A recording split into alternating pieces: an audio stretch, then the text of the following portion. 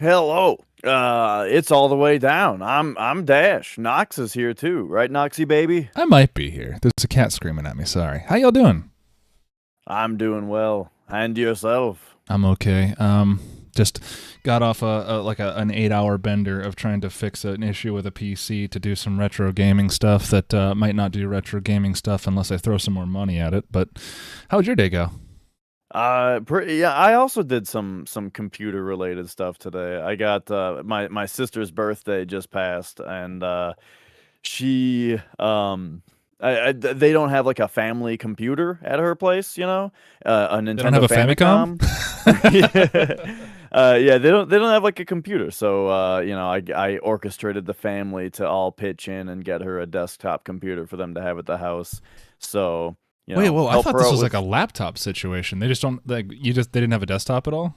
Right, right. So, that way maybe it'll help her with her schoolwork, but also her nephew or her son, my nephew, is going to be pretty stoked that he can finally play Friday Night Funkin' at more than 10 frames per second. So, I think he'll be pretty pumped about that. I started a stream last week because I like to do fighting games on Friday nights sometimes.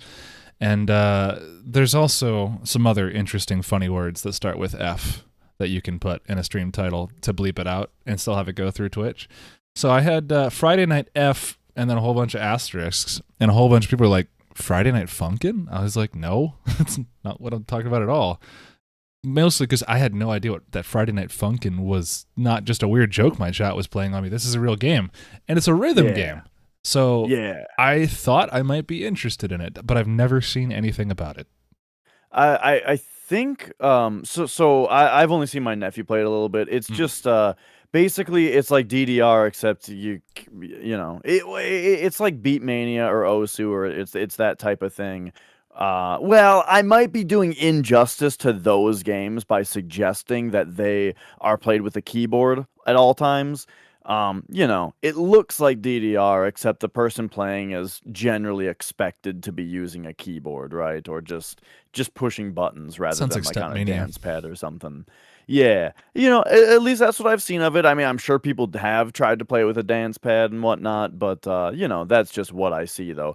Basically, it started out as a Newgrounds Flash game, right? You Oh, go to you go to Newgrounds, you play this rhythm game with your arrow keys, and there you go. I think the thing about it is that it was on Newgrounds. The soundtrack is all original music on it, where it's sort of presented as like a rap battle kind of thing, ah, except the rapping is like it kind of sounds like Vocaloids a little bit, where it's like where it's just kind of like I shouldn't say rap battle because there's melody to the phrases, but basically it's two people. The animation is two people on a stage. The left side is the computer, where they'll kind of like, but it's like a guy singing, that makes those noises, and then like your character comes back with their little verse, and then you play the rhythm game for a second, right? And yeah, just a little game like that. Oh boy, I'm going nuts though watching my nephew play it because he plays it all with one hand on the arrow keys, and I'm like, bro, you gotta two hand this shit. You you gotta, think? the two on the right you play with your right hand, the two on the left you play with your left hand. I feel like that'd be so much easier.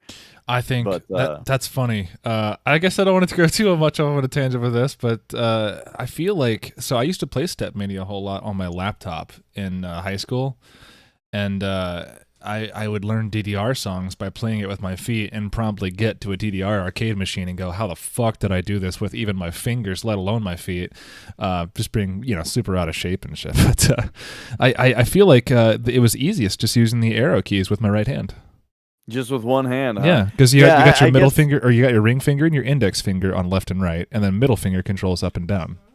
Yeah, yeah. I like I I guess I come from playing there was a game called PSP Revolution, which was like, it was like DDR. That was a Whoa. PSP homebrew game, but you use triangle and circle with your right hand and up and left with your left hand, right? And I played that a lot, Oh. so that feels supernatural. Or there's a game right now on Nintendo Switch called Pianista that is like a bunch of classical piano songs, that's 4 lanes, and I find that also easiest to play like up and left on one thumb and X and A on That's the other crazy. thumb.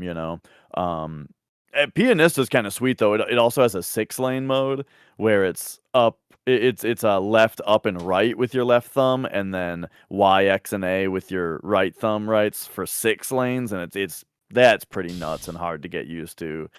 That I sounds awful. even yeah, I even got a keyboard controller for the Switch, where it's like it's kind of like two number pads, right? Where it's just a bunch of keys and you can like custom define, what Switch inputs you want each key to be.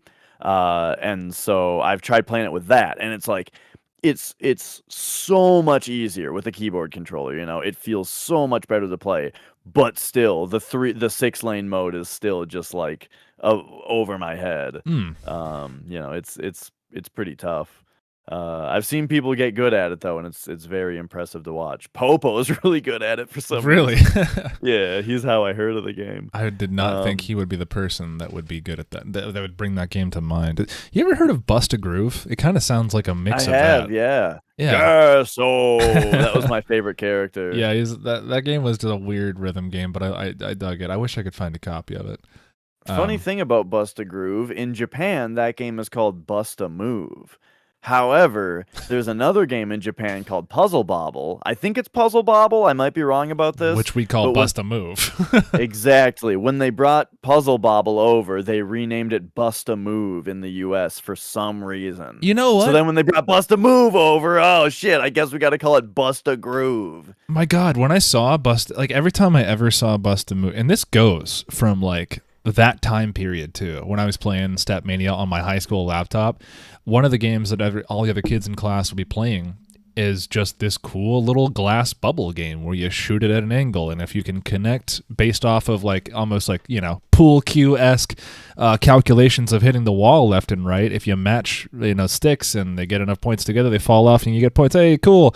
What's that game called? Oh, I don't know. It's just like this glass marble bubble game. What's this? What's this word? Oh, it's called Bust a Move. Bust a Move. Oh, well, I played that when I was a kid. Bust a. Wait, that's a dancing game. No, it's not. And I'm just ever since then, like decades later, I was like, why the fuck is it called Bust a Move? It makes no sense. It's not like Yeah. It's not even like a music game, really. Yeah, I mean, I guess it's like I guess it's like what you would say when, someone's like, "Man, I don't know how to complete this level." And someone's like, "Check this out." And then they bust a really sick move in the game and you're like, "Oh, that's how you do that part." The ricochet into the combo. Oh, he busted a move. Do you really think that's Like it? is that it? I don't know. I don't think Maybe. that's it. Oh man. And that you just said that with like the exact cadence of fucking the cartoon character Bill Cosby trying to explain Pokemon to a crowd of 40-year-old people. Oh, yeah, yeah. With the pokey and the Yeah. mon, like it's I don't know. I And then can't. the thing, yeah, well, that's how I've always thought of it. When I heard the name Bust a Move, that was what I always thought. Yeah. Like my brother introduced me to the game Puyo Puyo, Mm. he introduced me to Dr. Robotnik's Mean Bean Machine, Oh. which is a clone of Puyo Puyo or Puyo Puyo. And it was colloquially called Righteous Connection. Because no one wanted to say Dr. Robotnik's Mean Bean Machine Yeah. every time that they referred to the game, but in that game you bust some righteous connections in it, so that was a thing. It's a little embarrassing to say now, but that's what they called it. Yeah, and as Flex said here in the chat, I've heard Puzzle Bobble as well, and that made way more sense just because it had the word bobble in it. I Right, understood and immediately what that was. puzzles, baubles, yeah, right. Mm-hmm. Definitely makes sense. And Yes. is definitely a better name, yeah. But anyway, so we got on this little tangent because You got a computer. I got a new computer. I went with a pre-built because it's impossible to get a GPU on its own right now. Mm-hmm. But you can get pre-built PCs, I guess. And I was pretty impressed. We got the company is Power Spec. It's a Power Spec PC, and I gotta just say I was impressed by the lack of bullshit on it. Like I booted the thing up, and it is not like when you buy an HP computer or other pre-builts that I've seen where the first thing you have to do is go to control panel, programs and features, and then just like uninstall all the bullshit that they come preloaded with, Yep. None of that. It booted up just like one that you built from parts. So that was pretty cool. So I didn't have to troubleshoot a PC, but that doesn't sound like what you were dealing with. No. What I did was I went and bought a $100 Dell PC from 2014 for $100. It had 4 gigs of RAM in it and a 250 gigabyte hard disk drive spinning. It had a whatever generation i3 that those had in it at the time, and not much else. So I bought it because I wanted a dedicated machine to run Fightcade. And Fightcade, if you guys don't know, is a front-end program that runs the emulator program called FB Neo. FB Neo allows you to play all these fighting games, and not even some not fighting games, like fucking shooter games. Basically, as long as it's an arcade ROM, there is multiplayer available, and it's loaded into this database, you can play it online. This includes games from like fighting games, shooting games, even to like Top Players Golf, like fucking the Neo Geo sports games. It's great. Anyway, I wanted a dedicated machine to have as almost a console sort of thing, because I wanted to be able to run this with a specific graphics card that I got from Retro Game Hunters. Justin, you may know him. Cool dude. Shout out on Twitter. Give him a follow if you want. But also on YouTube. Retro Game Hunters. Retro Game Hunting Dudes is their Twitter handle, but Retro Game Hunters. Game Hunting Dudes. That's their Twitter handle. Retro Game Hunters, I believe, is their full name. But either way, Justin sent me a cool GPU, and it's one of the last AMD GPUs that still had native analog video out, and you are able to, through a few tweakings with this line of GPUs, get 15 kilohertz VGA out. And the reason I wanted that is because 15 kilohertz is the signal on which you will get signal sent to a CRT through on like a not a professional video monitor. God damn it! Let me restart that sentence.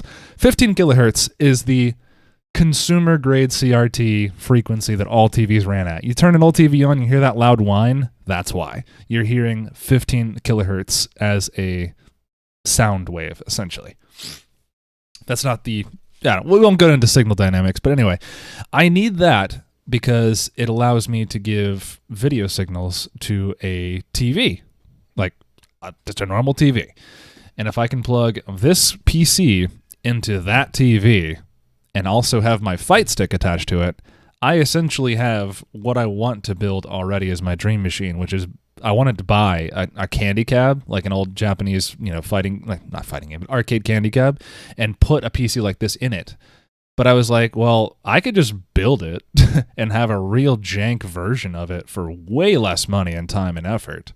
And I figured I'd go ahead and start building that. So I popped the GPU in, got the Dell set up. It was not like you said that you had experienced at all, in that you didn't have a whole lot of shit on it. The first thing I noticed was that not only does it have all of Goodwill's shitty Dell image stuff on it, it's also, even though you buy it and they name the account new user, it's fucking user locked. You have to use it. You need an admin password to do anything on it. So Did you say you bought this from Goodwill? Goodwill, yeah. Okay, and they like format it Goodwill style? Yeah, Goodwill has their own team where they like wipe hard drives and try to put, PCs that they get in donated, and they bundle them together with a monitor, mouse, and keyboard and try to sell it to people who just need a computer for as little money as possible. Right, okay.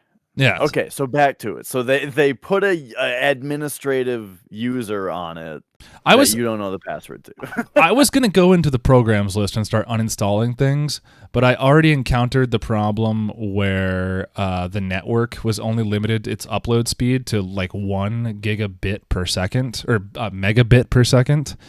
And I was like, hey, that's not workable. So I said, fuck this, and I needed to download...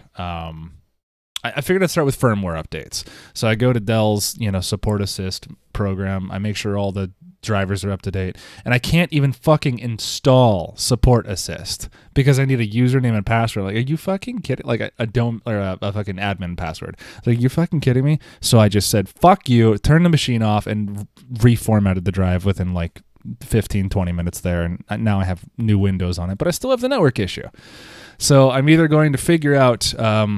well, I've narrowed it down to the PC. It's not the cable, it's not the modem, it's not the router. Every other PC works fine, including on that cable with the internet speed test just fine. That one doesn't work, so essentially I'm probably either going to buy a cheap gigabit Ethernet card and pop it in there and call it a day, or do something else from here. But at some point, that thing's going to be a cool little, not so little big box. And that's actually the last thing I wanted to say about it. I was searching Dells and HPs specifically because they have those smaller office desktops. And I was like, well, if I'm going to fit something into a arcade cabinet, I want to make sure it's small enough to fit. But those are all half-size graphics card ports. So they're all like discrete, we would never even fit in the small graphics card that I'm trying to fit. So I looked at either going ITX motherboard or ITX case, buy some PC parts and put it together for like $300, or buy a Dell PC for $100 and try to make it work.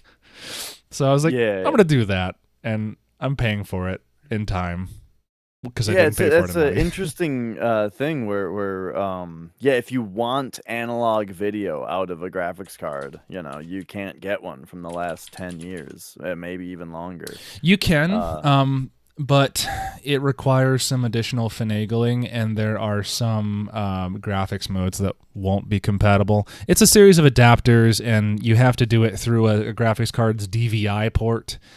Well, that's what I mean. Like, yeah, you can use an adapter, but like if you want that native analog out, then not gonna get it. Find something older. Yep. Yeah. Crazy. Well, in the weeks leading up, that's what have you been playing? So, I've been playing games with my fight stick, having a lot of fun with this fighting arcade setup that I'm trying to build. Namely, some pretty big news. I guess I haven't talked about it here yet. But for those who are into fighting games, or at least maybe older games at least, there's also an emulator like Fightcade has for FB Neo called Flycast. And Flycast Dojo is a Dreamcast, Sega Naomi, or Atomis Wave emulator. And people have gotten rollback netcode worked into a build of Flycast. So that means all of these games that were previously inaccessible to Fightcade, namely games that require the Naomi hardware or just, beefier arcade hardware at the time, they're now available to play. And that's huge because the games that I'm talking about are games like fucking Marvel vs. Capcom 2. That is a huge fighting game that no one has been able to play over Fightcade, which is a huge bummer because of how popular it is. World famous tournament game, you name it. Like every fighting game person that enjoys fighting games has probably at least seen or played this for 5 minutes and had a blast. There's also Capcom versus SNK 2. Having a lot of fun with that. That's like a dream team kind of game where it's got all the Capcom and It's got all the Capcom and SNK characters, not all of them, but a whole big sizable portion of them in the roster. And what makes that so weird from a fighting game perspective is that they're characters from different eras and different licenses, as does Capcom. Capcom will have like a Street Fighter character, like all the Street Fighter characters, and then they'll have like one rival school's character or something like that. So like lesser known things. They'll have Darkstalkers. SNK's got Samurai Showdown, all that stuff. Anyway, what makes it weird is how it works together. They're all different kinds of fighting games. KOF does not play like Street Fighter. Street Fighter does not play like KOF. KOF does not play like Samurai Showdown, does not play like rival schools, etc. So what they have is that they have a system called the groove system in the game. And they have C groove, A groove, P groove, S groove, N groove, K groove. So it's CAP, S, and K. And what those are... ass groove? I think they probably couldn't fit all the ass in the groove system. But essentially it works off of like, hey, if you want to play with this groove, you're going to have 3 levels of meter, 1 super at the end. It's easy. It's basic. Or you can try this groove where instead of like you playing your characters like these Street Fighter games from like this time period, you could play these Street Fighter games from this time period and have like a different kind of play style with the same character with different kind of movements. It's like a whole nother, there's like 6 dimensions to every character, essentially is what I'm trying to say. And like there's also a ratio system. Like you don't have to pick 3 characters to fight your opponent's 3 characters. You can pick 2 characters and have one that's just beefed up, or you can just have one super beefy character. It's just like there's so much you can do with it. Like one mode will eliminate parries, one mode will buff your damage, but like just it's crazy. There had to be so much work that goes into balancing this game. But yeah, there's that. There's all these games that are now open and available for people to play now that I've been enjoying. Namely, a game that I wanted to talk about called Power Stone. Have you ever heard of Power Stone? Dreamcast, right? Dreamcast, yeah. I've not played Power Stone 2 yet, but that's because I haven't had it available to me. But this is the first time I have ever played Power Stone.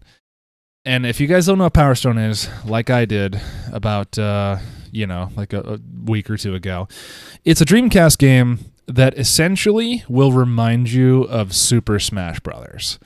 It is essentially like a brawler kind of like it's a 3D fighting game. It's not like a 2D, single plane kind of thing. It's a 3D character moving in sort of almost like an isometric view, kind of like diagonal angle of a level, like in the level that you're fighting in. So you can kind of get the good camera angles of you doing whatever you're doing while still being able to have your opponent on the screen. So it works pretty well camera-wise, like Smash Brothers, but it doesn't work like Smash Brothers in that you have the depth. Because Smash Bros. Is still 2D, kinda. Well, not kinda, but it's still 2D combat. This is, you have all, X, Y, and Z range of motion. And it's a 3-button game. You got your slash, your kick, and then your jump.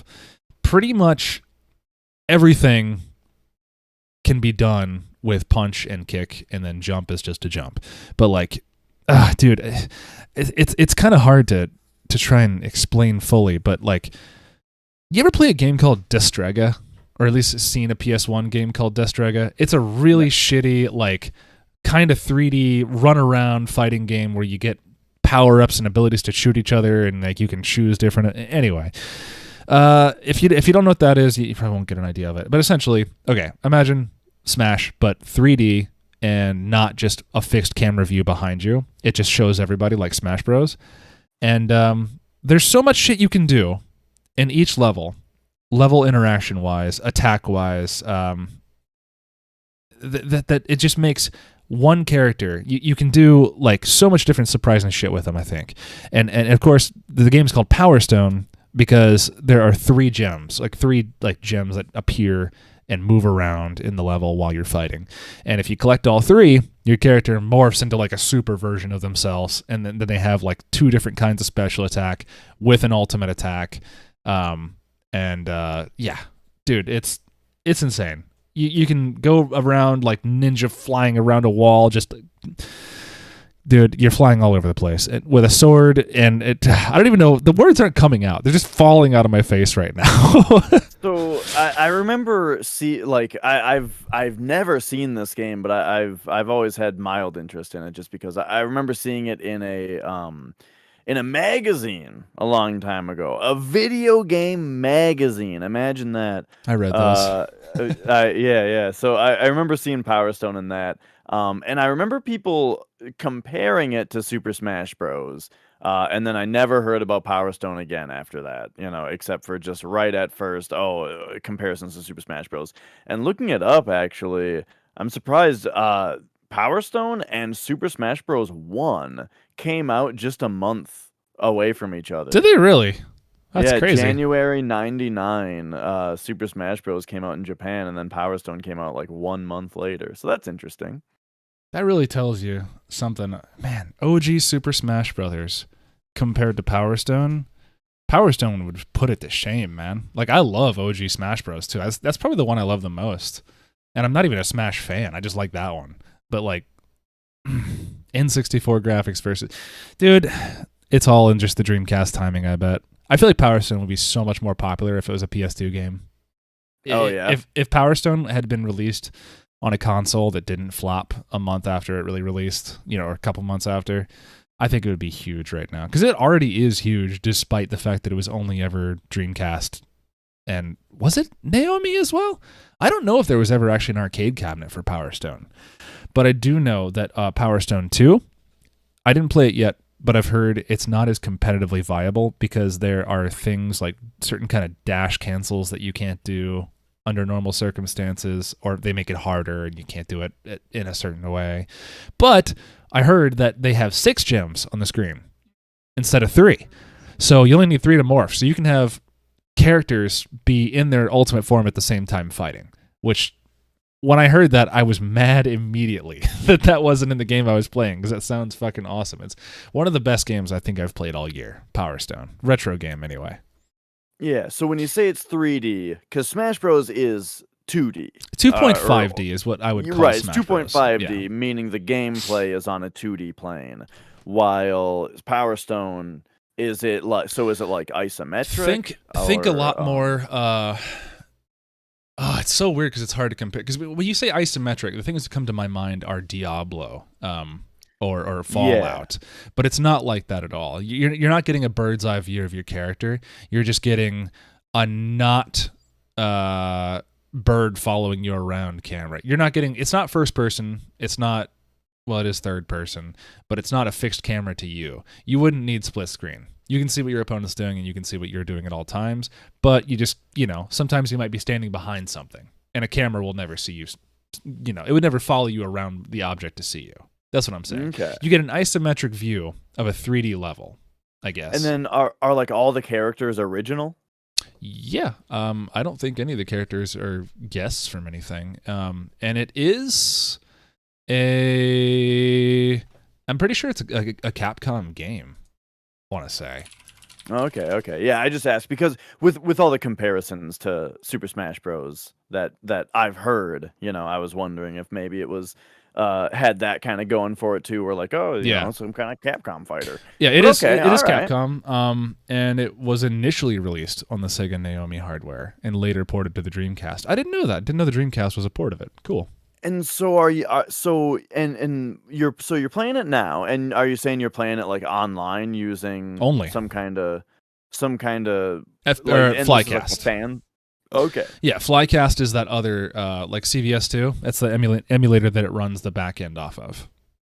Sweet. Yeah, so I've been playing that, and it's pretty much all. I mean, you can play it by yourself. You can play any fighting game by yourself, but that's just not me. We have a bunch of people that we play with together. Trying to get people learned and beginner friendly and not toxic. So we have a couple friends that we always have running sets, especially now because a lot of fighting game fans were Power Stone fans. I'm finding that out. It's pretty cool.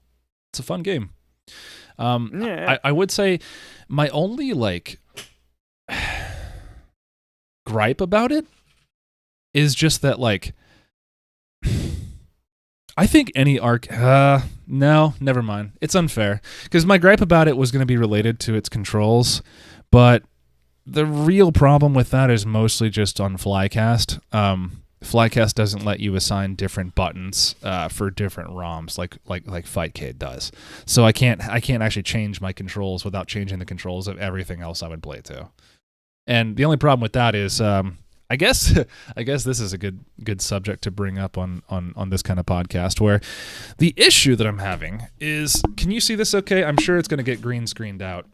But you see a row, you see 2 rows of 6 buttons. Is that correct? I see a joystick mostly right now. Okay, sorry. Let me move that over. You see that now? I see 2 rows of 4 buttons. 2 rows of... You should be 2 rows of 6 buttons. Let me see if I can... Well, there's 2 rows of 3. Yes. For 6 buttons total. Correct. The 2 rows of 3 buttons are green screened. What are the other 2 buttons then? Irrelevant. I'll explain that in a minute. But okay. Essentially, these are the 6 buttons that you'll see in any configuration on a fight stick, and so that's just classic ergonomics, essentially. Now, the problem is that the buttons for Power Stone, it's a 3-button game, but it's these top 3 buttons, and these top 3 buttons are not bad on their own, but they are so much more comfortable if you can just shift down to using these 3 buttons. Can you see that? Does that make sense? Okay, so instead of using the 3 across the top, for like the listeners, yeah, right? For the listeners, you're saying you've got 2 rows of 3 buttons, 2 rows, 3 buttons, and we're just using the top row. Instead of using the 3 on the top, you would rather use the 2 on the left stacked up on each other, as well as the middle top one. You want to use like a right angle. I want to take the 3 top buttons and rotate them 1 button counterclockwise. I just want to take my wrist and move it ever so slightly to the left, so it's in a more natural, relaxed position, as opposed to like this. Sure, and the reason you can't do that is not because of Power Stone, not because of Power Stone, necessarily, but because of the thing that you're playing it on. But I will say this: so it's an arcade game. I don't know what the original button layout is on the machine itself. It could be more comfortable like those 3, or it could be the top 3 on the top. I don't know. And if it is, fuck him. That shit sucks. Don't do that. That's annoying. All right. Well, that was my only gripe. I didn't have a whole lot to talk about negatively about that game, because I feel like I need to talk about negative things about games when I come to this podcast, but in like a loving way. I really just don't have a lot to talk about Power Stone, just because I've been logging so much hours in it, because I've been having a lot of fun, for sure. Other games? I'll pass that to you. I think I have something else I want to talk about, but I want to hear what you've been playing. Oh, sure. Man, I've been bouncing around a couple different things. One thing, I don't know how much I'm allowed to talk about, because it's a Castlevania game, and right. That's the thing. That's the thing, is that like I want to talk to you about Castlevania Bloodlines, Symphony of the Night, Legends, 64. I've been playing a bunch of Castlevania, and but I don't want to say things too spoilery, since you're the other Castlevania guy. You just have some catching up to do still, so get back on that, and we'll get back onto that. I might play I might skip the Game Boy Castlevanias, or at least just kind of play them sprinkled here in and out, because I can't just let a wall stop my Castlevania progress. I know what I want to talk about now, actually. I haven't spoken about this to anyone yet. But I guess, do you want to talk? All right. So, remember when we had a game subject that we talked about? What was the last time, or if any, you had ever purchased a video game for more than $100? Oh, yeah, but for me, the question was more, when was it most recently? Oh, yeah, okay. So, or is that what you just said, maybe? Because I was asking you what was the first time. Well, I have a first time. I don't even remember, because now it's just like, hey, what was the last thing you spent $100 on? Guess what? For me, it was fucking a week ago now, I had to get Castlevania Legacy of Darkness for N64, and that was over $100. So there you go. The Legacy of Darkness over $100. Absolutely, I've seen that. I have a game now that I can now safely say that I have spent over $100 on, and it hurt, but I thought about it a lot. And the opportunity presented itself, and I couldn't say no, especially from hearing what everyone else says about it and how good it is. I got Aria of Sorrow. Ah, yes. Yeah, for the Game Boy Advance. Sorry, I'm showing that off for the camera for everyone on the audio podcast. This Game Boy Advance game was stuck in its little case for a sec. But yeah, it's this tiny little thing is $106, I think I paid for it total. With tax. But the thing was, so we have a store here called Bits and Pixels, and they do this cool thing where, they're a used old, retro game store. They do this cool thing where you can put your name on a list for a game. Like, you just say, hey, do you ever get this game? If you ever get it, I'd like you to give me a call. And they'll call you as soon as they actually get it. They won't even put it out on the floor. They'll just be like, they get new games in, and then they check it against their database if anyone's been waiting for it. And if they haven't been, they just give you a call. And I got a call for Aria of Sorrow, and I get maybe one call from these folks once every 2 or 3 years. And I have a few games on that waiting list. So I was like, okay, I don't know when I'm going to see Aria of Sorrow ever again in person, if I ever do. And yeah, I know it's expensive. Everyone says it's the best Game Boy Advance Castlevania game. I've seen repros, but the only repros I've seen of it have really shitty faded labels. And here's another repro game I bought recently, more for like the aesthetic of it. I've talked about it before on the podcast before, but Pokemon Green I bought almost entirely because I love the fact that someone produced a beautiful green cartridge and made a beautiful Venusaur style Ask Gen 1 label for like Pokemon, like the Charizard and Blastoise were. I love that, so I bought that. But that ROM, maybe it's just this one maker, that ROM had some bugs in it, man. I could go to an entire different town passing through it without doing a whole prerequisite to a quest, which is like a whole third of the game. I could just skip right out the bat. And I was like, okay, that wasn't in the original game. There's something wrong with this ROM. Yep. I've had a similar thing. When I first wanted to play Final Fantasy III, the Famicom game, I bought it was a bootleg NES cartridge that had the fan translated version of Final Fantasy III on it. So it's like, because real quick, we didn't get Final Fantasy III. It was only on Famicom. Yeah. So the only way to play it is a fan translation, and there's no NES cartridges existing for it because Famicom cartridges are different. And so you can buy a bootleg NES cartridge that someone made that looks really nice, and it's got the fan translated version on it. Bought that. It had a bug in it where if you went into like a sub zone, as in like, so you're on the world map, you This land Final your Fantasy airship. V for the US people, right? No, I'm talking about Final Fantasy III for Famicom. Oh, so 3 for you. I thought 3 was 5 in US. Well, US 3 Oh. for Super Nintendo is Final Fantasy VI. God damn it. I'm talking about All right. original Final Fantasy III for Famicom. Got it. Go ahead. Which we never got in the US. It All was one of the ones that they skipped. So I got a bootleg cartridge of it for the NES that had the fan translated version of the game on it. And it had this bug where you would land your airship on the world map and you would go into like a cave or something. Now, if that cave had a deeper subzone in it, like a door in there that would go into a smaller room, if ever you went that deep into a cave, when you came back out, airship was gone. It just stopped existing. So the game was unbeatable. Yeah. It was completely broken. So I got my money back for that. Then I went out and got another one from a different person, Like I went to another seller that had their own version of it. Same bug on that one. Like Probably on same another ROM. yeah, well, it wasn't even necessarily the ROM. I actually wish I could look back at it now. So the first person that I got it from, it was like secondhand, like they were just reselling it or something and didn't make it. The second guy I got it from actually made it, right?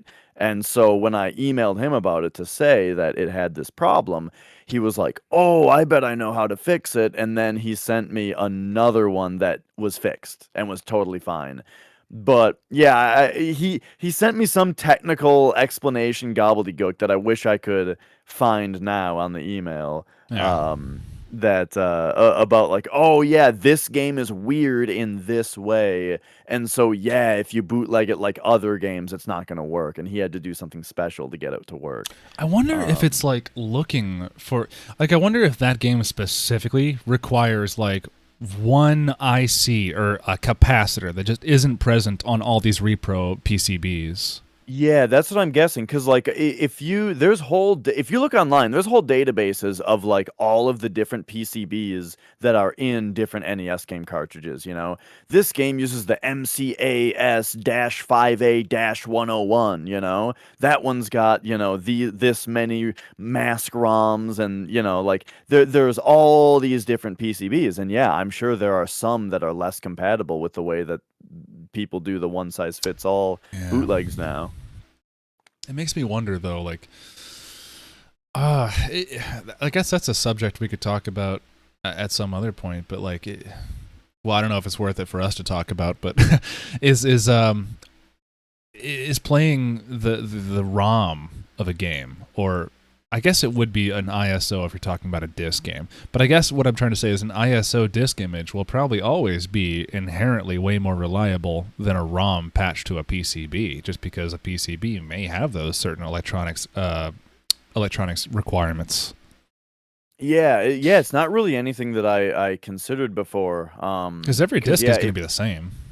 Right. If you want to alter, like, that's kind of the thing, like, with the thing that Voltar made, where nowadays there's a pretty easy way to take an original cartridge of a game and non-destructively modify it so that it can run a different ROM that you supply it with. So you can take your copy of Final Fantasy III and you can you can solder a module onto the back of the ROM chips that has the translated version of the ROM, put it all back together, boom, now you just throw Final Fantasy III for Famicom into your Famicom, and it's the English version of it. And the mod is reversible and stuff, and non-destructive and all that. And that's more expensive. It's a lot more work. It's a lot of work. Yeah, but if you're one of the people like me who wants that little warm fuzzy feeling of playing it on the original hardware, and it's the original cartridge in the Famicom, then yeah, that's the way to go. And hey, I guess it's going to avoid the issues of the PCB not being compatible because you're using the PCB. Question. Just changing the actual ROM chip. Yep. Flash cards. Do you own any? Yeah, I have a Super Famicom one. Do you use it? No, not really. The only thing. Oh, okay. So this actually goes back to that mod thing I was just talking about. That's what I was talking about. Yeah, the only thing. The reason I bought it's an EverDrive. The reason I bought it is simply because I tried to do the translation patch on Shin Megami Tensei 2, my copy of that. However, the problem is that Shin Megami Tensei 2 is on I think, like, I might have the numbers not exactly correct here, but you'll get the point. It's on like a 2 megabit cartridge. However, or 2 megabyte cartridge. However, the patched ROM, the regular ROM is 2 megabytes. The patched ROM is like 2.5 megabytes. Oh. So it wouldn't fit back onto the cartridge. And I think so I remember you telling me this, actually. Yeah. So then I was like, well, shit, I guess I just got to play this game off an EverDrive then. And so that's the only reason I have one. Wait a minute. So hang on. No one else has ever attempted that mod before and said, oh, fuck, we can't. We need bigger chips. Well, I mentioned it on Voltar's Discord, and he sent me a message with like these complicated instructions on how to get it to work. But I didn't do it because I had already ordered the EverDrive. Okay, well, hang on. There's my follow-up question. Did the EverDrive work with that ROM just fine? Did you have any bugs in the game? You had like The game did have bugs. I'm not sure if it's because of the patch though. I've heard that those games just have these bugs in them. Maybe it is because of the patch. I'm not sure. But yeah, there was like an overflow bug where if you buffed a character's agility too much, for example, it would overflow and then their agility would be mhm. either negative or zero or something, and Yeah. it was a problem. And some of It was a them real problem when I couldn't fucking hit the last boss because I buffed my characters. That's pretty funny. Yeah, I was gonna say, it would be one thing for bugs like these to just be game breaking is always lame, but like hilarious, just off the wall, crazy in your face, like just glitches that just make everything weird or funny. I tend to think that stuff's just kind of all in good fun for me, but that's because I bought, for my Pokemon Green run, it's a 100% on stream game for me. If I was playing Pokemon for the first time and I had to deal with that shit, no, it's over. The second I learned I'm in Lavender Town, way before I should be, and the game doesn't work then because an event can't happen because a certain NPC wasn't there to trigger. So I don't know, something like that. It's like, that's unacceptable. How are you just gonna? I guess what needs to happen is we need a reputable, quote unquote, repro kind of place. Like, is there a shop out there that will like do? Well, I guess it's asking a little bit too much to ask for any game you want, because man, trying to make a repro of like, I don't know, it's like a 32x cartridge game or something like that. That's probably a specific set of skills that a certain kind of place will possess. But like something that would just make it so I can trust what I'm buying, to where it works. Right, and part of the reason is that, I mean, maybe I just don't know enough about it, but it's like at some point, I mean, are you expecting them to test it? When you're asking about something like Pokemon, how many hours does it take to to single-handedly test a Pokemon ROM and say, yeah, this has no bugs? In my case, at least 10 minutes. Right, well, that was the thing with Final Fantasy too. Luckily, this was something that I discovered within the first, 4 hours of the game, Like, it happened immediately. But I'm saying the person who made the ROM could have played the game for 10 minutes. Right. If I was going to be making a ROM where I knew... I mean... At a certain point, you do have to realize, okay, it's probably one guy doing this. He's 3D printing the shit himself. He probably hasn't gone through to make sure the ROM is 100% on the game cartridge itself. But, like, can we just get something more than a boot test? Like, can we just, like, if it boots, can we just have a little bit more after that, I guess? If we start a game and within the next 10 to 15 minutes everything goes smoothly and text is fine, because that was one of the reasons I bought this as well, is I wanted English. I wanted Green version, OG Green, in English. So text that can be wonky all day as far as I'm concerned. As long as I can read it and get an idea of what's going on. A fan translation patch, what are you going to complain about? You didn't pay that person for all their time learning that language. Yeah, agreed. That's like an aside to say too, is that it's like, holy shit, do we live in a crazy time where people do this stuff? It's insane. The second I got on Twitter and started following like Mike Chi, fucking Jeff Chen, there's so many people on Twitter just making things for consoles that the OEMs of those consoles stopped even supporting while like the games were still being made. It's like people are just making hardware to do things to serve purposes in the future that for problems that just never existed back then, and I think that's just badass. And you can't complain too much, really. You can't. Right, and it makes me want to say that like it's a really good time to be into retro games, because of all this stuff. But then there's the price situation. Yeah. So yeah.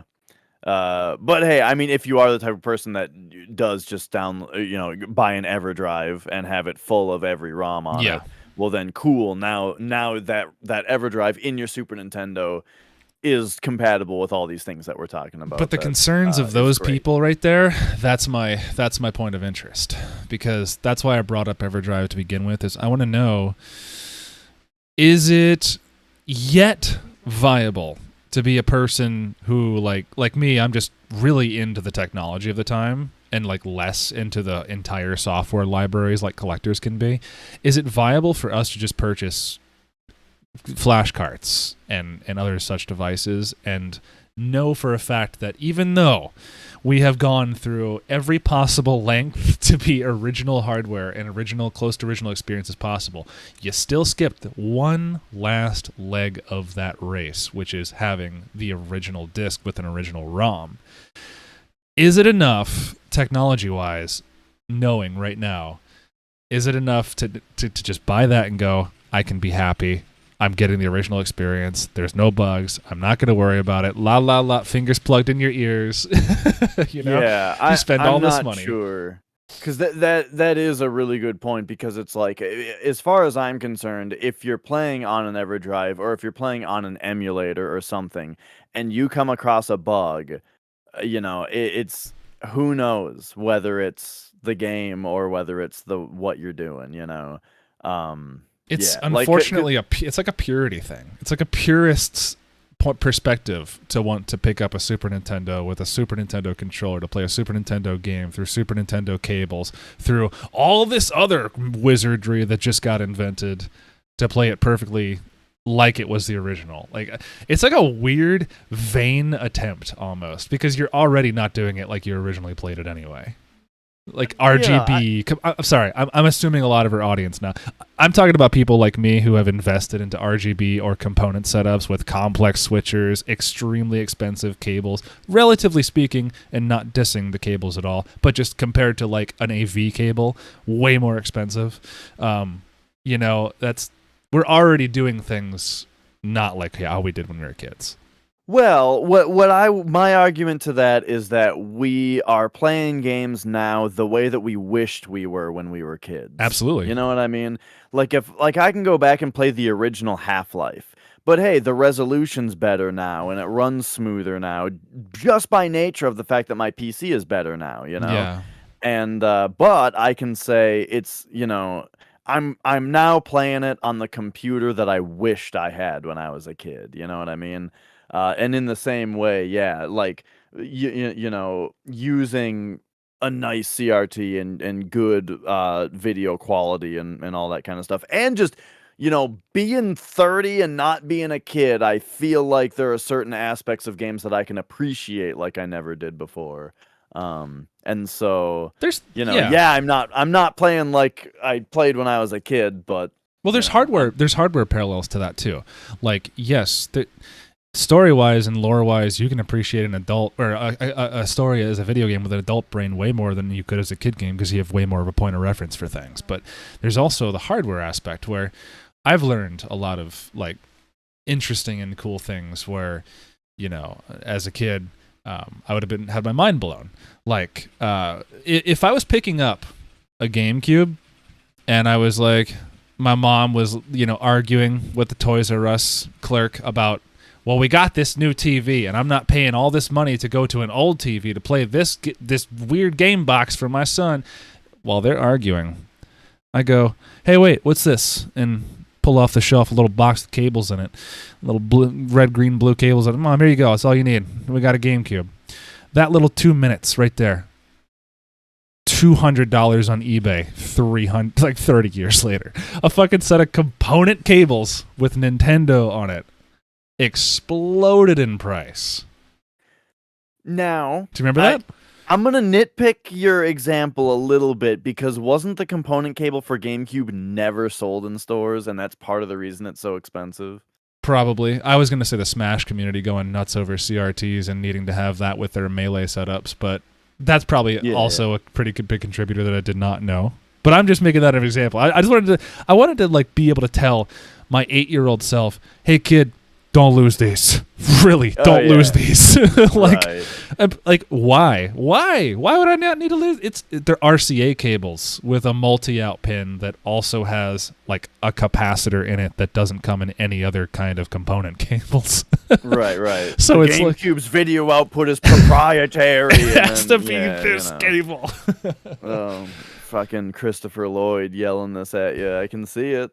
Hey kid, do you want to pay $40 for this video game? Sure, looks cool. Do you want to pay $70 later? Yeah, that's what I thought. Buy it now. Yeah. Yeah. So that wraps back around to Aria of Sorrow that you picked up, because I've got a few more. I have Aria of Sorrow also, but I've got other Castlevanias still left to pick up. That's what I was thinking when I was buying it. I was like, what did this cost when it was new? Right. And like, it's like, okay, so you've bought Aria of Sorrow. First of all, I support your decision to pay $100 for it. Thank you. Good job. However, the problem with it is that that's the third Castlevania GBA game. Yeah. So not only have you spent $100 on that game, but you've now bought into a commitment to get the first two also. I already did. Well, so yes and no. It's not another Band-Aid to rip off from me, because I already committed at the outset of this to buy every game physically, just because I wanted to have them all together. Little did I know the market was going to explode like it did. But I can say, though, that I happily probably own every Castlevania that I need to worry too much about in the storyline-wise. That's probably going to rack my fucking wallet like crazy. I'm probably not going to buy Chronicles. I might rather just emulate that. Unless I can find a copy of it for a reasonable price, of course. But like, I've got Super Castlevania 4. I've got all three of the NES Castlevanias. I have the Adventure on Game Boy, and the rest of the Game Boy games are repros.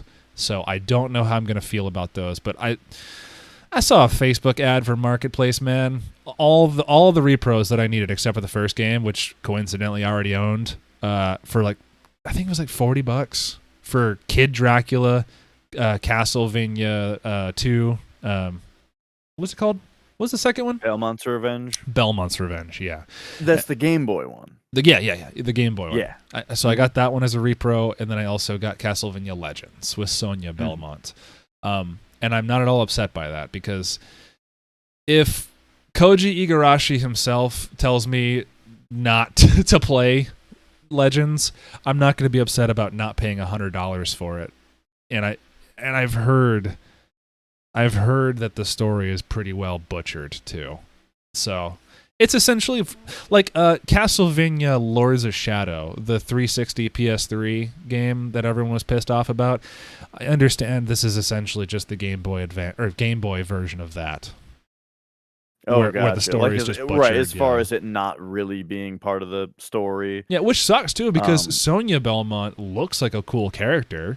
She looks like a really cool, like she was the only female Belmont protagonist at the time. Yeah, that's one of those things that I just don't get too caught up in. Like I honestly, so I've played a lot of Castlevania at this point. Yeah, and I don't give a shit about what like the overarching story is. Really? Or anything. Like, oh, did you know that in this one you're playing as the son of the character from this game? And I'm like, I don't care.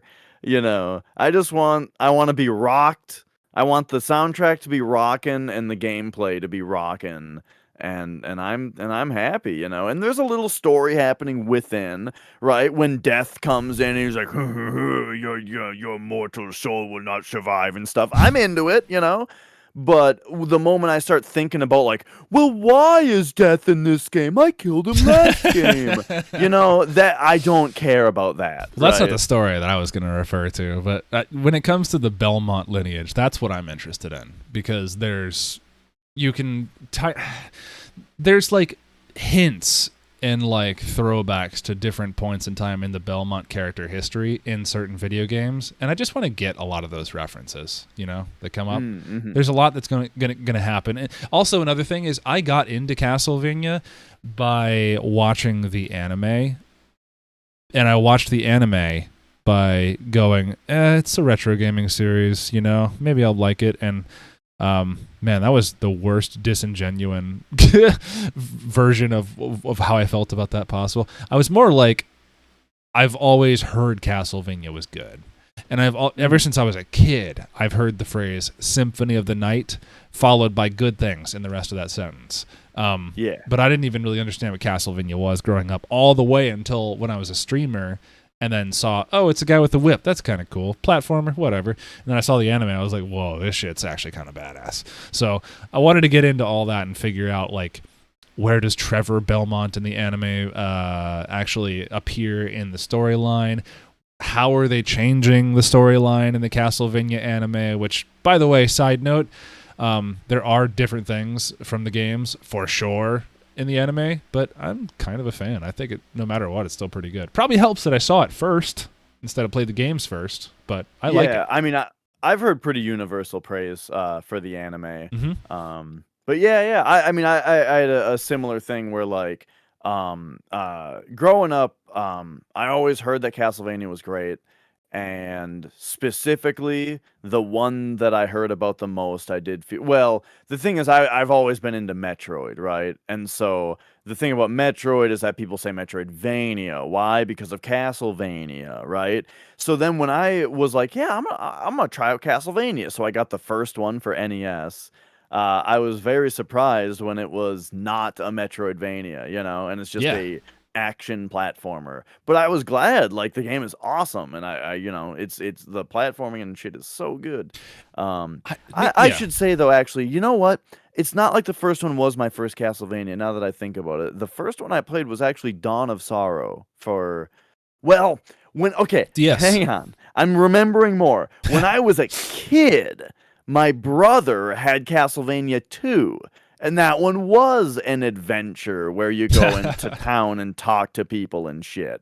And then, way later, I played Dawn of Sorrow for DS, and that one is a Metroidvania, So then, when I was an adult and was like, I'm gonna start at the start, and played Castlevania 1, that's when I was like, wait a second, this is not like the other ones. But I was very pleasantly surprised because it was just such a great game. How bad did Castlevania The Adventure break me that I feel like I haven't played Castlevania, and I feel like I haven't played in a year, man. It's been so long since I've played Castlevania, and I love it, and I want to. Yeah. It's just like I keep thinking about the Game Boy, and it's just like, I'm gonna fucking break you. And for you, it's probably particularly shitty because you're such a Game Boy fan in general. It is. That it's like, wait a second, the Game Boy one sucks? Hang on. Now, there are no shortage of shitty fucking Game Boy games. I'll always admit to that, no problem. But when I was a kid, I would say I had maybe like half and half really good games and really shitty games, and I enjoyed them all because I was a kid. What else are you going to do? You don't have any reference for what good or bad is yet. But I would say one of the things that I feel like gives me an interesting pathway into kind of the genre is, you mentioned how you started off and then you played the classic Vanias, and then you're like, whoa, this is not what I was expecting. I started off first ever with Metroid 2, Return of Samus, on the Game Boy. That was one of my original Game Boy games that I got when I was a wee lad, before 5 years old for sure. And I played that and loved it, but that was also that Metroid didn't have a map in it.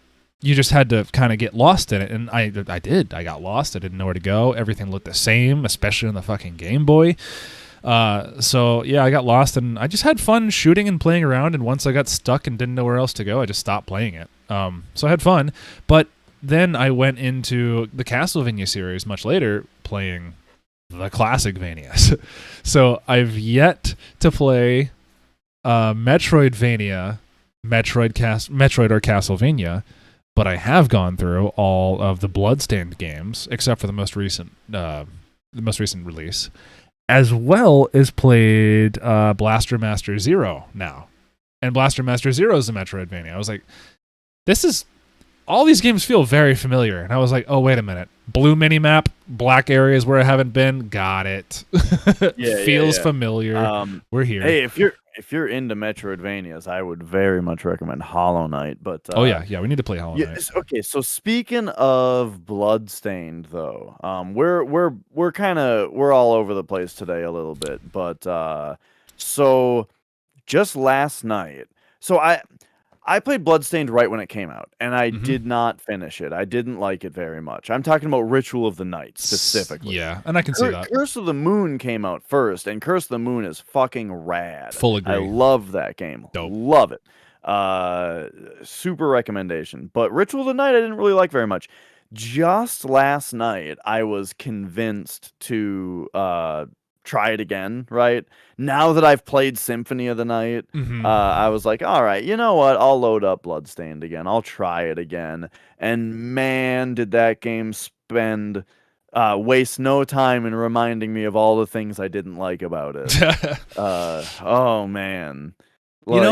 Yeah, me too. And that's kind of what scares me about Symphony. But I have faith because everyone fucking loves Symphony. But man, I'll let you get into it, but all I'll say is crafting system. In Bloodstained? Hate it. Yeah, oh god. Get bent. So yeah, what and to cap off the Castlevania discussion, what I can say also is I would recommend that you just move on from the adventure because of all the Castlevanias I've played so far, which is, like all of them, up through and including 64 at this point, I would say the Game Boy ones they're all on a tier lower than all the non-Game Boy ones. I know. They're just not as good. They're fine, but the adventure isn't fine.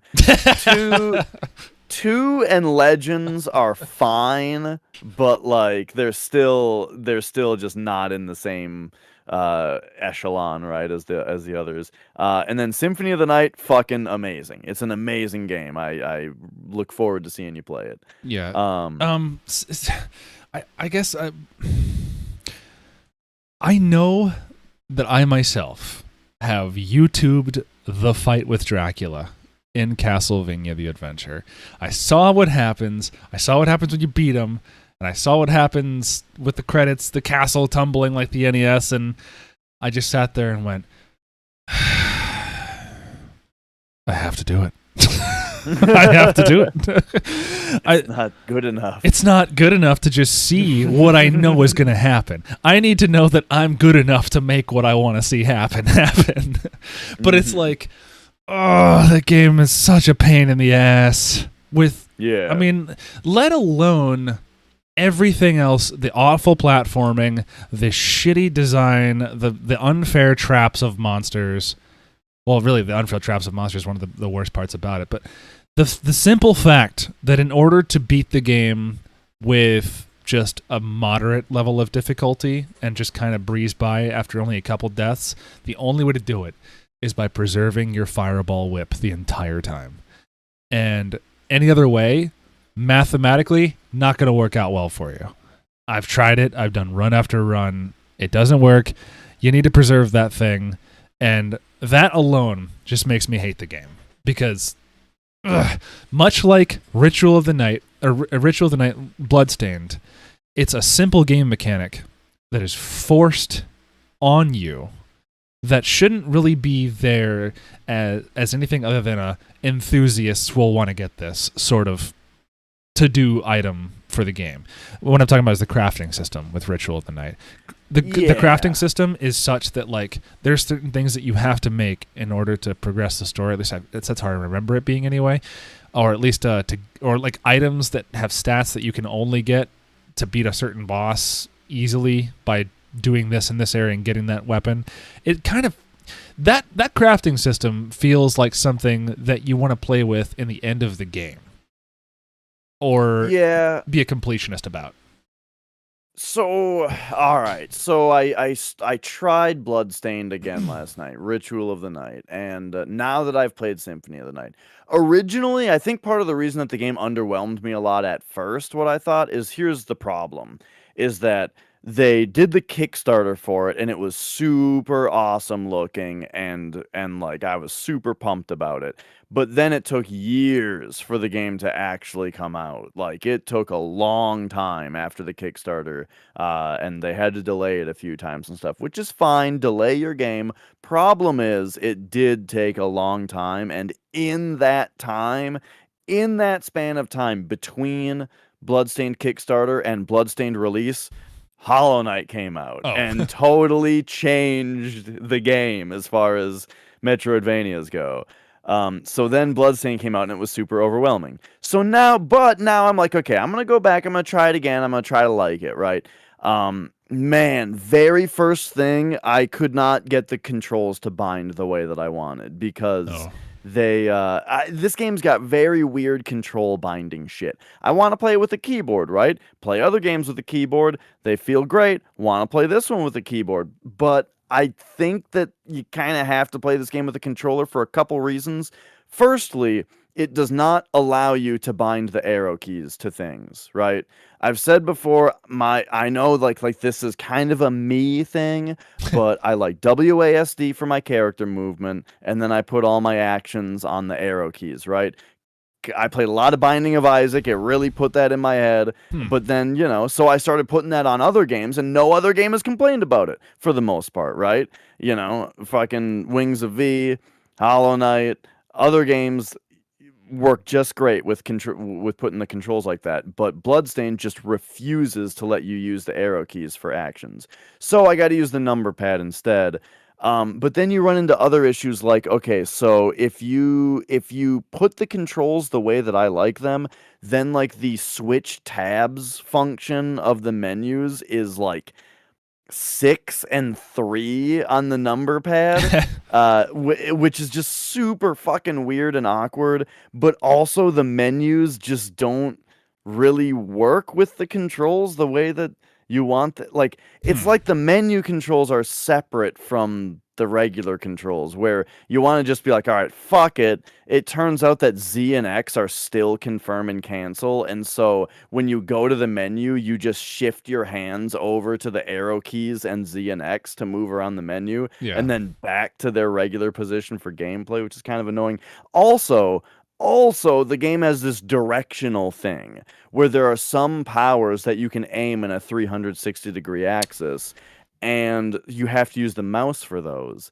So, like, you have to take your hand off the action and now here, okay, here is where I'm right, by the way. If you're listening to this and you're saying, Dash, this is all just because of your fucked up controller situation that you want to do. No, no, no. Here's the deal. In order for you to use the directional powers in this game, you have to take your right hand off of the keyboard and put it onto the mouse, which means in normal gameplay, if you didn't change the controls, that would mean that you're taking your hand off of your movement controls. You know what I mean? I have Wouldn't you way rather? I have a question for you that it's very pertinent to this because Okay. in Street Fighter I play Zangief. He's a grappler. The way grappler or a lot of grappler motions are called command throws are they're not just a normal throw. You have to input a certain like button combination. But with grapplers, they're not button combinations. They're stick movements. With grapplers, there's a lot of quarter or half circle back forward. So a half circle movement and then forward. Or what I prefer, a full 360 motion. So you spin the stick around. So you're saying when you need to do a 360 full range of motion, you take your hands off the movement keys of WASD to use your mouse to do that. Is that correct? Okay. Couple things. So, no, because WASD is your left hand, right? Yes. So you have to, but it's your mouse, and if you're right-handed, you're gonna take your Oh, wait. right hand I'm sorry. You off said the you use keyboard. the arrow keys on the right side for your movement. Uh, Okay, so yeah, I got a little confusing there with what I was saying. Let me let Sorry. me Okay. let me start that little part Go over. ahead. This is I was so on default controls. Default controls, you would be using the arrow keys with your right hand to move your character, Uh-huh. and then like Z, X, and C and stuff to do actions with your left hand. Okay. Those are the default controls, meaning if you would want to do the 360-degree range of motion, you have to take your hand off of the arrow keys, which is your character movement. And I think that sucks. Have you tried not doing Now, that? well, yes, you have to use the mouse. And the reason is because it's not like you're trying to execute a full circle to do like a grab attack, or like it's not like an input like that. It's the aiming. It's that Oh, there are okay. certain, Yeah. yeah, there's certain powers in the game where Okay. your character stands still and you aim in a 360-degree arc where you want to move. This is designed for an analog stick, right? Yeah. So, okay, okay, I get that you can't really do that with a keyboard because it's a 360-degree thing. This is why I'm ultimately thinking, okay, this game is just designed for a controller. Well, wait a minute. No, that's Um, what I was gonna say. So with people who don't use sticks, so they use what are called hitboxes, or for the people who just want to be cheap about it, they'll actually put like a WADS keys or arrow keys on a fight stick and use it as a function like that. They still do those range of motions, 360 or not, aiming however you would do. They would just go, okay, well I need to aim with a corner, so I'm gonna go up and then just like kind of tap the right a little bit. You know what I mean? And you just kind of input left or right with your up and right, like kind of adjust it that way.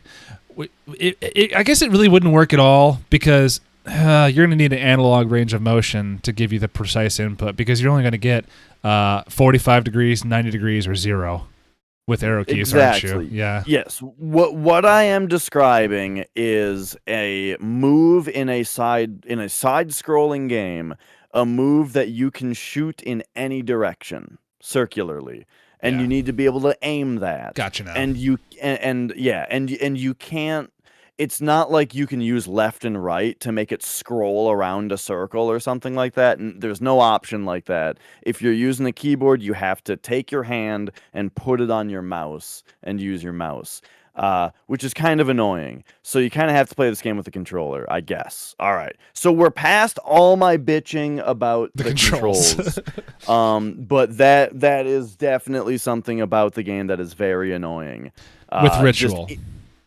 Yeah, with Ritual of the Night. In Yeah. general, like if you want to play this game on a keyboard, it's going to be a fucking nightmare. Like True. it only technically supports it, and that sucks.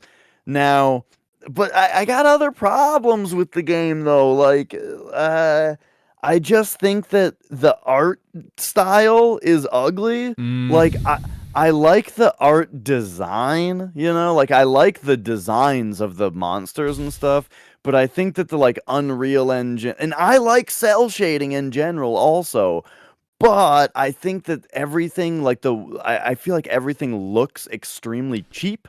Yeah. And also, like, the characters are cel-shaded, but the environments aren't.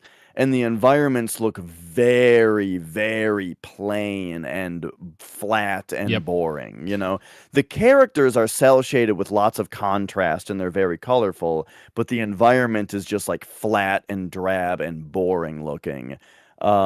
And man, one of the first things that happens in the game, you're on like a ship and it's like raining, and you go outside and it is the worst looking rain I've ever seen in my life. A lot of games they like to use the wet, rainy environment because all of the like, reflections on wet surfaces look really good in games, and it's usually a really easy way to be like, look how good our game looks, huh? But oh god, it just looks laughably terrible. And then you get into these conversations with characters, and it's just it's not like, first of all, it's not concise. There's a lot of talking in the game, but the voice acting is boring. It's not terrible, and so it's funny, and it's not good. It's just boring, and there's a lot of it. And it's presented in like a visual novel style of just here's two characters on the screen. And when the one person that's talking is talking, they get bigger. on the screen, which I always think looks really fucking bizarre because it looks like it's like, have you seen this before in these fucking visual novel games where the character that's speaking physically gets larger I have, on but the it's screen? never bothered me though. Like, why are they a giant in the conversation? It looks so weird. I mean, it's just a visual tool to denote who is who, right? Because in Well, a lot of visual novel games, a lot of anime characters look the same. I'm just gonna throw that out there. it's all voice acted. They have different voices. yeah. And it says the character's name on the screen. And every character that's not talking is like grayed out or like darkened. Oh, you know? that's not common. I would say that's probably. So the game, it has all these indicators of who's talking. You don't need to darken the people that aren't talking. We get it. They have voices and their name is on the nameplate. Do you know what the weird 3D equivalent, the awkward 3D equivalent of that is? Is in Oblivion, whenever like an NPC talks to you, your whole world just zooms away from you in a second and your entire head cracks your neck to swivel at the character, who then zooms aggressively into your face on the camera like, I heard you were doing this, I got you this, or something like. Yeah, whoa. It's very uncomfortable, especially when they're like looking up at you, you know. So you got this weird ass camera shot. Yeah, It's just a giant baby person. Ooh, Bethesda games. Anyway, so all the talking is just presented in this way, you know, and then you get into like the crafting, right? You first get into town and now you get into this crafting system where it's like there's all these foods you can make in order to permanently increase your stats. And I'm into that, you know. I'm hated like, that, yeah, dude, I'm gonna craft food and it's gonna permanently increase my stats and that's gonna be awesome, right? No, it's not awesome. Because it's like, oh, you want to make a pizza, huh? Well, you're going to need cheese. How do you get cheese? Like, so you just have this big fucking list of shit to make, right? Some of them are foods, and some of them are ingredients for foods, because you highlight the pizza, and it's like, oh, where do I get cheese and pizza dough? I don't know. Oh, there are other items also on the crafting list. Pizza dough, how do I make that? Oh, I need fucking make it stop. Wheat and water and like all the shit that you need to make, and it's like, where do I get any of this? I don't fucking know.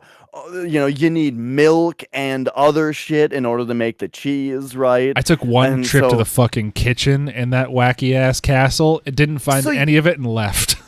So you need to like, because, and so you look at all this shit that you can craft and all of the different things that you need to craft it. You need to like take out your actual grocery list notepad and write down all the shit that you need, because you don't have any of it, so that you can then go over to the vendor, who for some reason is like 3 rooms away, is the person that sells you shit that you can use to cook with. Oh, and in the home base you establish? Yeah. Like 3 rooms away, you have to go to talk to the vendor to sell you the stuff. Too. But when you exit the crafting menu to go talk to the shop real quick, now the guy starts fucking talking to you about some story shit that I don't care about, because I got this laundry list of shit this grocery list of shit that I want to go buy. But he's like yakking, oh, you know, the castle was once. I don't care. So I'm need to make pizza. Get fucked. Leave. So you go over to the vendor. She starts talking to you about story shit that you don't care about because you're busy with something.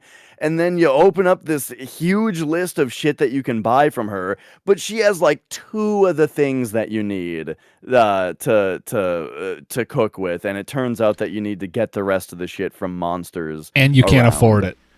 Yeah. So then finally you get to a boss battle, and I just think that the boss battles are where the gameplay shines. Really stands out, that it feels like shit to play. Oh. Opposite. Like when you're running around and you're just like jumping and kicking the candles, it's like, yeah, okay, this feels fine to play. You're fighting all the different monsters. Yeah, this feels fine to play. But then you fight Zangetsu early on in the game, and holy shit, does this boss battle feel like ass. Yeah. Like, I don't know, just all of his moves and the way that they're telegraphed and the size of the hitboxes versus like the animation that he's playing. The timing. Everything about it just feels like absolute ass. And I'm just like, man, I just don't like this game. It's well. The thing is, you're meant to lose that battle, but the game gives you an immense reward. I want to say if you win it, story-wise. Yeah, maybe I missed something. If I lose on that battle, it just game overs me, and I have to load the game. I remember having to. I thought I was game overing. I remember having to do it a lot because that fight sucked. I don't remember beating it. Well, anyway, yeah. Well, shit. Maybe I'm doing something wrong and I missed something. Let me ask you this. There was a boss. Geez, I guess I should have said spoiler alert for a little while ago. But there's a boss that you get the umbrella weapon from. Do you remember her? Yeah. She was like some I don't even remember what she was. She was like a demon, like succubus lady who thrived on like blood, like, like a succubus. And she, well, hang on. No, okay. I don't want to get into mythology. Something close to that. The fight essentially is such that her attacks cause you to bleed immensely, and your blood essentially is all over the floor. And then you find out a little, for me, in my case, I found out a little bit late and had to redo the battle over and over again. I was pissed off as fuck at it. But it was one of those mechanics that made me appreciate how to learn how to take apart a boss fight. It was where all your blood would be on the floor, and then she'd have the ability that where, depending on how much blood was on the ground, all of that blood would like rush back up into her and heal her. So like you had to figure out a way to not get hit while damaging her, and then also counterbalance the healing that she's doing to herself. And it was a really tough fight, but you got that ability if you equipped her weapon, the umbrella, the parasol weapon. It was really cool. Yeah, I do remember getting that far the first time I tried the game. I remember beating that boss and getting the suck up the blood ability and stuff. Yeah. But yeah, I just like the bosses. I feel like this first boss that I'm on is just it's really just exemplifying just that the game. I really don't like how it feels to play, which is funny because it does feel pretty similar to Symphony of the Night, but Symphony of the Night's bosses were just designed a lot better, it seems like, I was going to say one thing, at least artistically, you were mentioning earlier, one thing I think is that suffers a lot is the translation from 2D to 3D. Even though it's still 2.5D style gaming, the 0.5 is what I'm talking about here. The 0.5 being that it's a 3D world, Unreal Engine, all that sort of thing, in a game that was designed in a 2D sense with, with like pixelation, meant to have these bright colors, explosions, and it wasn't meant to be 3D with reflections and static lighting or dynamic events happening and changing, that sort of thing. Like, that sort of thing can be done well, but if you look at a certain couple of fighting games, like King of Fighters 13 is one of the most beautiful pixel art games you'll ever see in your lifetime. In fact, it almost bankrupted them for how much time it took for them to draw all the animations of each individual sprite, who... if you didn't know better, you thought you almost might be looking at a 3D kind of character. That's how well and high resolution they were. And then that game went to KOF 14, straight into 3D or 2.5D combat. And man, it didn't help that KOF 13 almost bankrupted them, and so therefore they didn't have as much of a budget for 14. But it looks like ass. And there's just so many things that you can tell on a visual level would look way better if they were just bright sprites on a crisp CRT arcade monitor versus an LCD monitor showing you 3D renderings, hopefully at 60 frames a second, of stuff happening.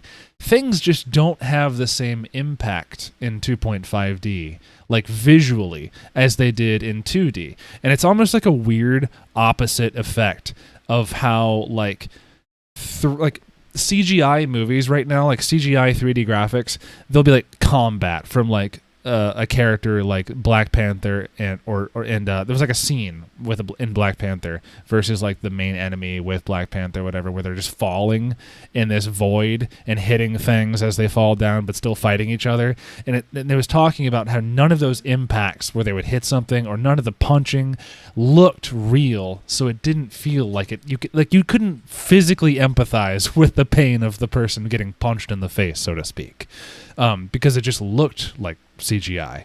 So like it's the opposite of that, in that with 2D sprites you don't really have a point of reference. You just have this weird cartoony like crazy action sequence going on with all these crazy lights going off to supplant the experiences you're not getting from seeing it in person. So like you have all this stuff going on, but as soon as you go to the 2.5D and you use all those old school 2D animation effects and styles of creating what you're doing, I feel like it's got that same problem of, yeah, that doesn't look right. It doesn't sound right. It doesn't hit right. I think one really like a very relevant thing is Curse of the Moon, right? Like I'm bitching a lot about Ritual of the Night, but again, I can't say enough good things about Bloodstained Curse of the Moon, the 8-bit style action platformer that they did as like a Kickstarter bonus for Ritual of the Night. That game it's 2D and it's 8-bit style and it's 8-bit pixel art style, and not only is it pixel art, but it's done right. You know, all those things that I've bitched about things that I don't like when games do with pixel art. Bloodstained Curse of the Moon doesn't do any of that. The game looks incredible in its 2D style. It like super stylish. It's got a cohesive style where everything looks like it's the same game and it all belongs together and it looks amazing, right? But then Ritual of the Night is like I'm saying, you've got these colorful cell shaded characters on this flat, like it's supposed to be realistic, but it just looks cheap kind of environment, you know? Yeah, it's like a discount Dark Souls kind of look to it. And a lot of things like, you know, just like a lot of the animations on things just don't look very good. Like certain enemies will just perform actions and there's not enough like, I don't know what like the animation term is for it, but you know, when like if certain keyframes need to have very few tweens on them, right? So to denote faster motion. Yeah. So you'd have fewer frames of animation from point A to point B to denote just instant speed. Yeah. Right. But a lot of the animations in this game look like they took all the keyframes, which were staggered weirdly because there's different speeds that it's supposed to go at, but they just evened them out, right? So the characters go through these kind of like awkward motions that don't look like they have any physics to them. They don't look like they're character in this with gravity, you know. Exactly what I'm talking about with like KOF 14 with those 2.5D graphics. It's anime as a 2.5D video game using anime techniques for a 3D object, and that just never works well. But I'm happy to say that you and I talked about this the other week. The industry is learning really well from this, and developers like Arxis games Arxis Works or God damn it, Arc System Works is the work. Yeah. They make Dragon Ball Fighters, Blaze Blue, Grand Blue Fantasy Versus, and fucking Guilty Gear, and they're using 3D models just like all these other games are, but they're painting them in a way, and they're giving them the same animation frames as a 2D animation character in a 3D space. So you get the cel-shaded look. Like a 3D cel-shaded sphere looks like a circle. So think about that, and now think about that circle being the shoulder of a character. Now you have an actuating arm if you imagine that sphere, but when that sphere is moving in a 3D space with no actual like markings on it to denote movement, you just see a circle that's in place. So like it uses that technique and puts like all this anime art over these 3D models, and it just looks fucking fantastic. But the game's right around that transition time didn't quite figure that out. They just said, let's just make 3D art, like 3D models, and animate them like they're 2D, and it has the same effect. In Ritual of the Night, it doesn't come off in a natural flow looking sort of way. It looks not, like you said, like the physics aren't there. Yeah. No, I mean, yeah, and there's a couple things about the game that I do like. I like the character designs themselves quite a bit. David Hayter plays Zangetsu, and that's just fucking the chef's kiss. Who is that That's again? fantastic. I know that name. He was Solid Snake. That's right. Yeah. Oh man, that's crazy. That's just such a great thing to do. It's. I'm gonna have a weird opinion about that. I still have not played any of the Metal Gear games at all. So when I heard Zangetsu's voice for the first time and didn't know who he was or why people would find that interesting, I just get this fucking Christian Bale Batman motherfucker talking like this, and I'm just like, oh, could you just not? I hated Zangetsu the instant I played Ritual of the Night because he was so cool as a 2D pixelated cool samurai demon hunter guy, and then he's gotta have the Dark Knight voice, dude. I was like, oh, I hate you. And like, I liked him a whole lot. You play as him in Curse of the Moon. So, of course, you kind of learn to like him. You learn to like his aesthetics, his attacks, and all that sort of thing. And then you fight him in Ritual as Miriam. And I was okay with that because Miriam is my favorite. I was so happy Miriam's the main character because I love Miriam the most in Ritual. And that's not just because of Castlevania, because her main attack is the whip. But it's only just because she's just a cool character. I liked her color. Her sprite was cool looking, and I liked the whip attacks felt natural. So I wanted to get used to that because I knew I was going to start playing Castlevania for the first time after anyway. But I got into the idea of playing Miriam, and you play Zangetsu for the first time, loving him as you play him in the first Curse of the Moon, and then he's just this fucking cringe lord asshole, and I was like, get out of here! And of course he's ultra powerful, so he's beating your ass with that awful voice, and I'm just like, I don't like this game so far. Well, that's what is great about the Solid Snake voice too, is that it is so ridiculous, that like people who are super into Metal Gear Solid and like David Hayter a lot, it's an iconic voice. It's not the best. Yeah, it's right? a fan service thing. But but it's that's how it was, and that's how it shall be. That's the fucking Solid Snake voice, and everyone loves it. You should play Metal Gear Solid, by the way. Dude, take all this Castlevania shit and throw it in the trash, and you should definitely just dedicate like 2 weeks and just play through Metal Gear Solid, the 1, 2, and 3 at the very least. I have a counterpoint. Mm-hmm. Sam Fisher.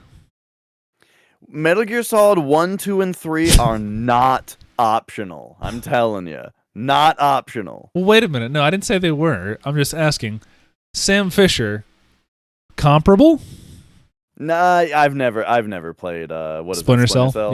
Yeah, I've actually never played Splinter Cell. I rented the first one from Blockbuster for Xbox. Loved it. For the time, immensely cool, realistic mechanic of needing to hide the body that you just killed in the shadows so the patrolling NPCs don't see it and alarm. Loved that. Loved sneaking through air vents and all that shit. It was a really cool stealth game. Probably one of the coolest stealth games I played since Siphon Filter's demo on PS1. But it didn't have a taser that I could tase people's nuts until they caught fire. Didn't have that, so big bummer there. But also B, Sam Fisher as a character seemed pretty cool. But like that's because he's like a novelized character from a book, as far as I understand. So I dug it. I enjoyed my time with it, and I think I played like 5 minutes of Chaos Theory on a kiosk in a mall. Maybe. Oh yeah. I didn't get to play too much of that. But Did you have to crane your neck up like it was giving you a headache while you were playing it? Because I think I had enough of a growth spurt by this time. My Sure. my legs were hurting, not my neck. Well, all right. Yeah, I don't even remember what I talked about besides Bloodstained, but you know, there's been a few. I've had a lot going on. I'm all loaded up for next time also to speak. Yeah, I might be too. I I have another game that I could talk about for sure that I started. And I of course I can't remember what it is right now. Oh, sure. But yeah, to give you, I guess, you know, just to mention it. I mean, I don't know. I don't know if anyone's a fan of speed running, but I kind of have started dabbling in speed running again, with Final Fantasy VII, and it's been real great. Congrats on that run. I'll have a whole bunch more to talk about that at some other time, I'm sure. I saw a run with a result that I thought felt congratulatory. I won't spoil it. Yes. But yeah, it was great. Cool run. But I'll have beaten it by next time you hear me, I'm sure.